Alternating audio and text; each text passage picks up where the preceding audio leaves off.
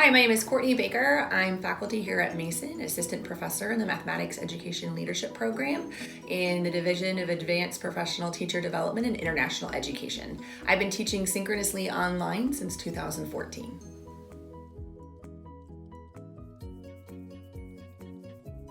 I started teaching online synchronously as a necessity. My course load included 2 fully synchronous online classes, 1 hybrid class that integrated synchronous, online, asynchronous, and face-to-face meetings, as well as a traditional face-to-face class. So this idea of choice wasn't there at all for me. It was something I had to do, and it was something that as I explored, I was really struggling to look for resources and I found that at the time in 2014, there weren't a lot of resources. I was looking for, a lot of the online teaching had focused on asynchronous at this point.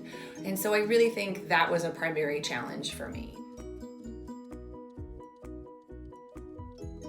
I love the fact that my students come from all over the place. I think transitioning our program from a campus face-to-face model to having a fully online model has been really advantageous for increasing the diversity of not only our students, but the thinking that they bring. Instead of pulling just from the Northern Virginia area, we're able to pull from multiple states: Florida, Connecticut, Pennsylvania. It supports our students as they move or go through their life transitions. And we've had students who have spanned continents. We recently had an alumni who just graduated and she was in Bahrain.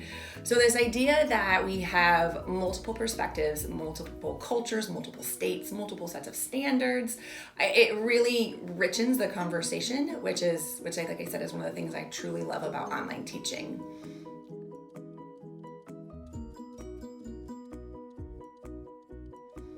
One of the challenges for online teaching, as I said before, was the idea of where do you go to learn how to teach synchronously online. In the beginning, I laugh at it now, and I see this same challenge through the adjuncts and other instructors as they first start.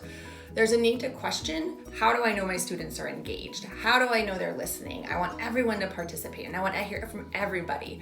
I started my first year keeping a checklist of who participated and how many times. And within the first week or two, I realized, wait, I don't even do that in my face-to-face classes. So why would I expect that to be something that would happen in my online teaching? The biggest piece of advice I can offer people is try to use those same inquiry-based approaches and methods that you would use in a face-to-face class. One challenge that I found was making sure that I had clear, explicit directions, both not only verbally as I shared what I expected our activity to entail with students, but also as they were in breakout rooms. I kept having to repeat myself. I liken this to when I taught elementary education, and I would always ask students to ask 3 before me, but I had to reflect on my practice, and I thought back to, gosh, I always had everything very clearly written, whether it was on a whiteboard or the smart board. So one of the things that I think is really important for individuals to think about is, how are you going to make your directions explicit, so even when your students aren't in the main room with you, that they have something to reference back to. And that idea of anchor slides, similar to an anchor chart, is something that I carry forward in my teaching.